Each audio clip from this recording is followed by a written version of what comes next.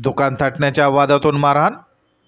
रस्त्याच्या कडेला दुकान थाटण्याच्या वादातून झालेल्या भांडणात एका व्यावसायिकाला तिघांनी लाथाबुक्यांनी आणि काठीने बेदम मारहाण केली। या मारहाणीत संबंधित व्यावसायिकाच्या डोक्याला गंभीर दुखापत झाली। ही घटना 26 नोव्हेंबरला रात्री 9:30 वाजता सुमारास कळंब तालुक्यातील नांजा शिवारात घडली।